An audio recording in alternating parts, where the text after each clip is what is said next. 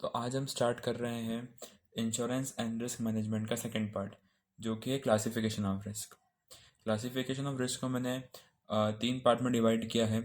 Pure risk versus speculative risk, dynamic risk versus static risk and fundamental risk versus particular risk.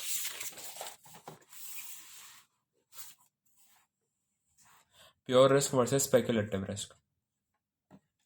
Pure risks are those risks where the occurrence of the event result at best is no change in the situation of the individual or organization exposed to the risk, though more likely causes a loss with no possibility of gain, where the outcome may be either a loss or a profit. The risk is called speculative risk. यहाँ पे मैंने दोनों risk को साथ में समझा है। Pure risk वो होता है ऐसा रिस्क जहाँ पे आपको पता हो कि या तो लॉस नहीं होगा या तो लॉस होगा, बट उसमें कोई गेन के चांसेस नहीं रहेंगे। फॉर एग्जांपल, जैसे कि अगर आपके घर में आग लग जाती है, ठीक है, तो सारा सामान और जो घर है वो जल गया आपका, तो पूरा लॉस हो गया। अगर इंश्योरेंस भी है तो उस घर का पैसा आपको मिल जाएगा, बट उसमें गेन कुछ नहीं होगा आपको। जबकि जो स्पेकुलेटिव रिस्क जो रहता है, स्पेकुलेटिव रिस्क, वो हम ऐसा समझ सकते हैं कि वो एक शेयर मार्केट जैसा होता है, जहाँ पे आपको लॉस भी हो सकता है और गेन के चांसेस भी हैं, प्रॉफिट भी होता है आपको वहाँ पे। तो उस तरह के रिस्क को हम बोलते हैं speculative risk. Risk due to fire is a pure risk for a business enterprise, but from an insurance company points of view, it is speculative risk. Risk जैसे कि जो फायर है वो प्योर रिस्क है as a business enterprise. Suppose आपका business है और आपके बिजनेस में आग लग गई, तो वो आपके लिए तो प्योर रिस्क है। बट अगर अपन इंश्योरेंस कंपनी के पॉइंट ऑफ व्यू से देखें तो स्पेकुलेटिव रिस्क है, क्योंकि इंश्योरेंस कंपनी बहुत सारे रिस्क अब साइन करती है, बहुत सारी रिस्क इंश्योरेंस जो पॉलिसी रहती हैं फायर से रिलेटेड वो इशू करती है ताकि वो प्रॉफिट अर्न कर सकें। बट इसमें इंश्योरेंस कंपनी को स्पेकुलेटिव रिस्क इसलिए बोलते हैं क्योंकि उनको इसमें कभी फ़ायदा भी होता है और नुकसान भी हो जाता है, क्योंकि वो प्रॉफिट अर्न करने के मोटिव से ही इस टाइप के इंश्योरेंस निकालती है।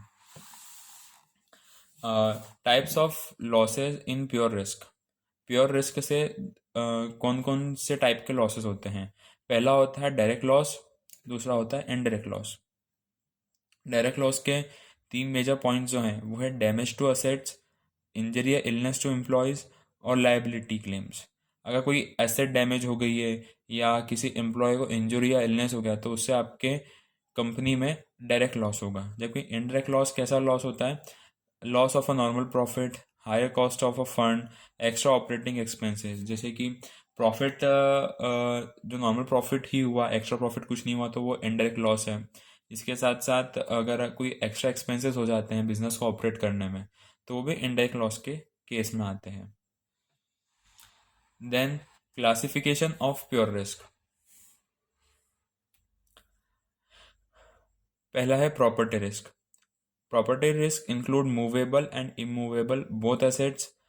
Earthquake, heavy storm comes under property risk.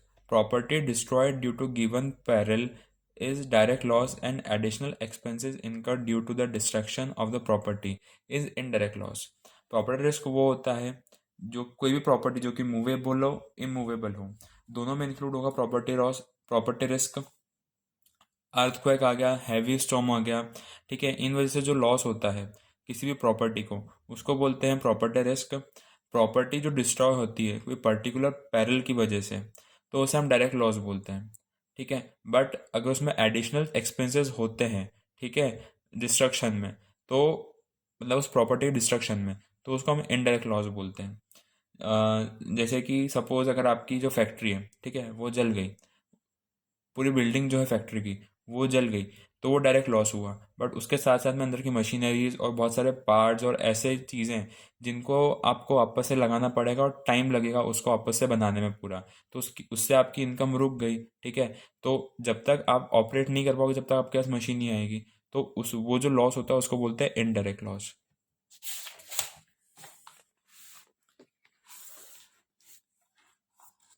फिर आता है पर्सनल रिस्क।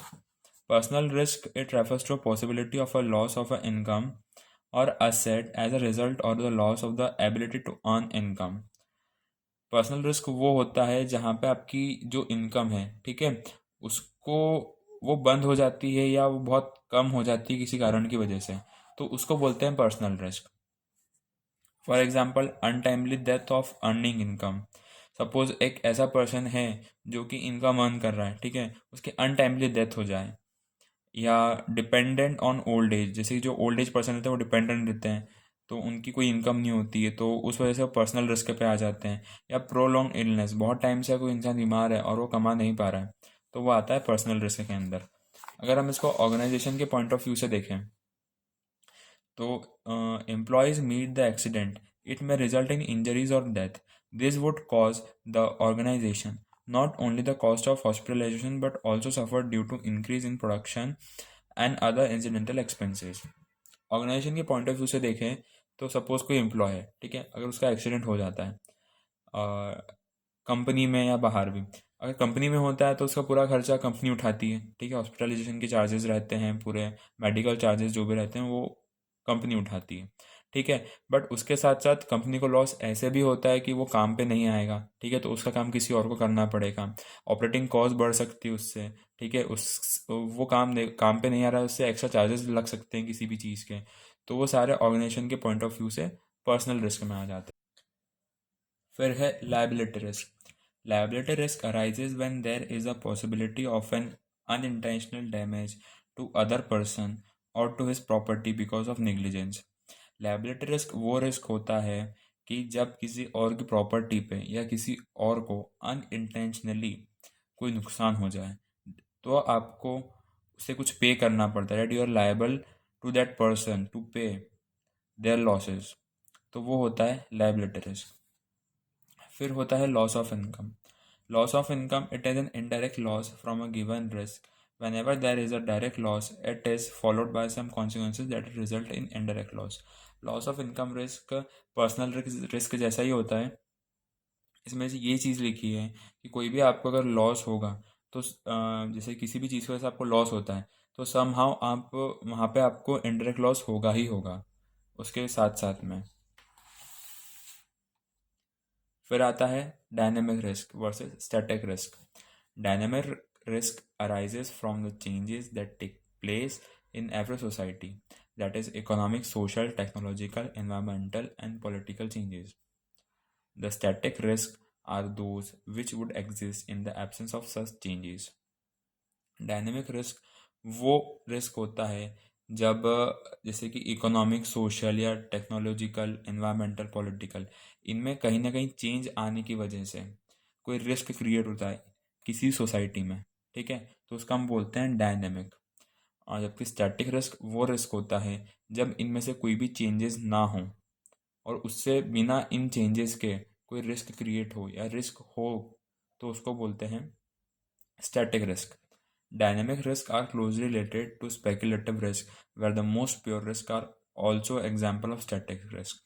डायनेमिक रिस्क जो होते हैं वो प्योर रिस्क से वो स्पेकुलेटिव रिस्क के से बहुत क्लोज रहता है, क्योंकि वहाँ पे आपको प्रॉफिट भी हो सकता है और लॉस भी हो सकता है उस रिस्क से। जबकि प्योर रिस्क जो रहता है वो स्टैटिक रिस्क का एग्जाम्पल है, ठीक है, दोनों कनेक्टेड है, जहाँ पे आपको लॉस होगा या लॉस नहीं होगा, बट गेन तो होना ही नहीं है। Static risk, just like pure risk, remain constant over an observed period of time। Risk remains static because the environment in which they exist are static। Static risk जो होता है वो प्योर रिस्क जैसा होता है, वो कांस्टेंट रहता है over over a period of time, और उसको ऑब्जर्व करते हैं over a period of time.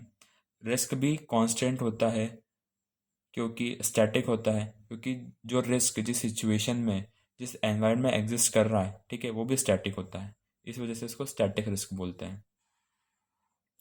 फिर है fundamental risk versus particular risk. Fundamental risk, those risk which affects large group such a society और एन इंडस्ट्री और a particular segment of an industry are termed as fundamental risk. ऐसा risk जो कि पूरी की पूरी सोसाइटी को macro level पे, लार्ज ग्रुप या पूरा का पूरा कोई ग्रुप या कोई सेगमेंट है वहाँ पे अफेक्ट कर रहा हो, तो उसको बोलते हैं हम फंडामेंटल रिस्क। सपोज कोई पॉलिसी चेंज हुई तो किसी कंपनी के एक डिपार्टमेंट के सारे लोगों को उससे दिक्कत होना या उससे लॉस होना या उससे रिस्क पे आ जाना उनकी जॉब का, तो वो आएगा फंडामेंटल के अंदर, क्योंकि एक लार्ज ग्रुप या मैक्रो लेवल पे और अपन बोल सकते हैं कि एक पर्टिकुलर सेगमेंट में, ठीक है, वहाँ पे उनको लॉस हो रहा है, उनको रिस्क हो रहा है, इस वजह से इसको बोलते हैं फंडामेंटल रिस्क।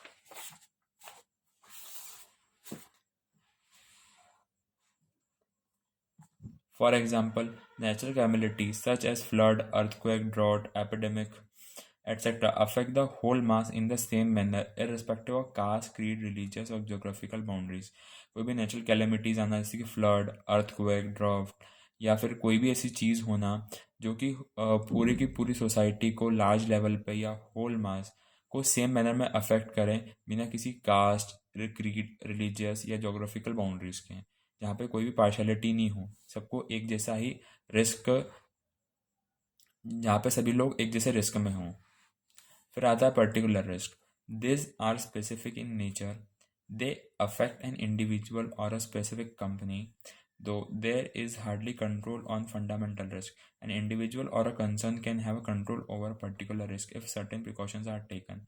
पर्टिकुलर रिस्क उसको बोलते हैं कि ऐसा स्पेसिफिक पर्टिकुलर रिस्क जो होता है वो स्पेसिफिक होता है नेचर में, ये किसी इंडिविजुअल को या कोई स्पेसिफिक कंपनी को अफेक्ट करेगा, ठीक है, और इसका कोई कंट्रोल नहीं होता है फंडामेंटल रिस्क जैसा, ठीक है। सपोज कोई इंडिविजुअल है, ठीक है, वो या कोई कंपनी है, वो कंट्रोल कर सकते हैं, कुछ प्रिकॉशंस लें, ठीक है, कुछ रेमेडीज़ या कोई भी ऐसी टर्म्स एंड कंडीशंस लाए, ठीक है, ताकि वो उस पर्टिकुलर रिस्क से बच सकें। फंडामेंटल रिस्क में ऐसा कुछ नहीं हो सकता क्योंकि वो मास लार्ज लेवल पर अफेक्ट करती है। पर्टिकुलर रिस्क इंडिविजुअल रहती है या कोई स्पेसिफिक कंपनी के रिस्क रहता है, ठीक है, तो वो कुछ प्रिकॉशंस ले तो उस रिस्क को कंट्रोल कर सकती है, उसको बोलते हैं पर्टिकुलर रिस्क।